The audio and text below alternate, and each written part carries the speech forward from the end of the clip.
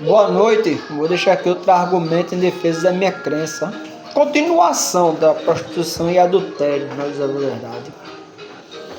E que vocês tirem as conclusões. Parece um pouquinho a sobrancelha aqui grande demais, né? Mas é por causa do chapéu, que quando bota aí fica assim. Meio grande, mas não tá grande não. Vocês viram que tá bem pequenininho a sobrancelha, né? Só o chapéu, um tipo de sombra que faz, né? Em Gênesis capítulo 19, versículo 30 ao 36, aí a Santa Bíblia no Antigo Testamento fala de uma forma que quem teve responsabilidade desse ato em prática foi as filhas de Ló, e não o próprio Ló. Caso essa ação na prática fosse condenado pelos deuses vivos principais, as duas filhas de Ló iam ser julgadas e condenadas de acordo com a Santa Bíblia. Mas por causa que o Ló não tinha outros filhos e filhas, fora as duas que fez essa ação acontecer na prática, aí as duas saíram sem culpas, porque esse caso foi permitido pelos deuses principais através do livre-arbítrio que elas duas tinham para fazerem isso, para que Ló tivesse filhos dele mesmo, do sangue do próprio Ló, e não teve nenhum corretivo pela parte dos deuses principais, as duas filhas de Ló. Mas a Santa Bíblia mesma fala de um jeito que foi mulheres que teve responsabilidade, elas duas, né? Que teve responsabilidade, as duas mulheres que teve responsabilidade desse ato na prática, porque se o caso fosse de ser julgado e condenado, elas iriam passar por esse julgamento e condenação, e não Ló. Não, continuando, né?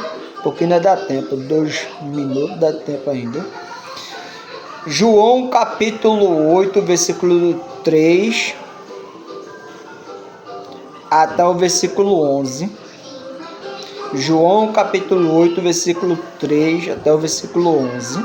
Repetindo, João capítulo 8, versículo 3 até o versículo 11.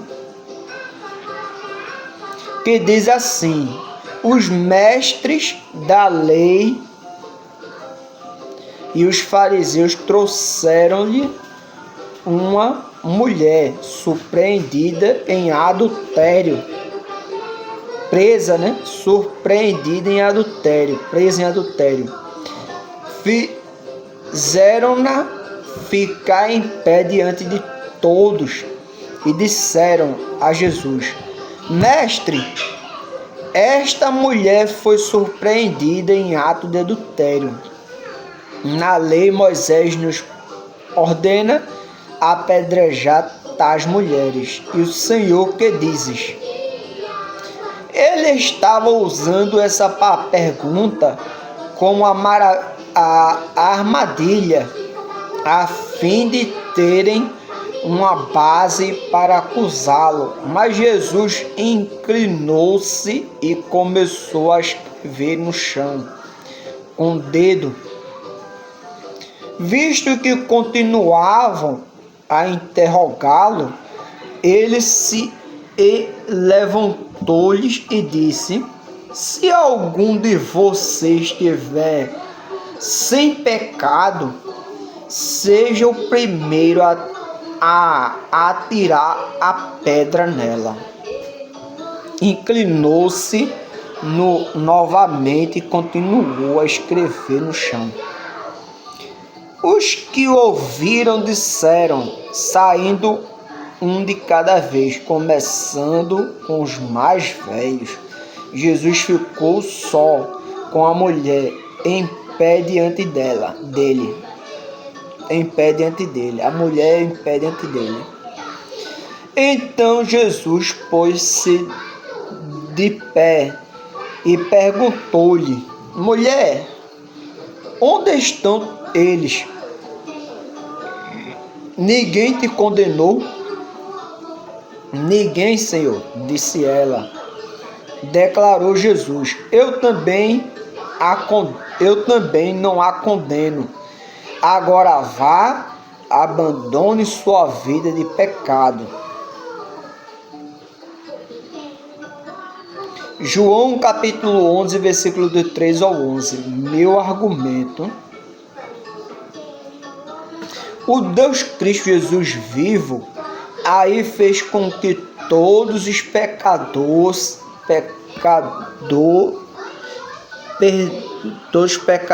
perdoasse a mulher pega em ato de adultério, mas para esse ato em prática teve um homem para fazer isso com ela. Minha filha, isso daí. De acordo com a lei do Antigo Testamento da Santa Bíblia, só é mulher que é julgada e condenada à morte por esse ato em prática. É de tanto que se o Deus Cristo vivo falou com a mulher, tendo o atributo da onisciência, sabendo de tudo, o mesmo poderia perguntar à mulher: quem praticou esse ato contigo? Ela poderia dizer, e o Deus Cristo vivo dizer assim: traz esse homem até mim, para eu perdoá-lo também. Mas o caso de perdoar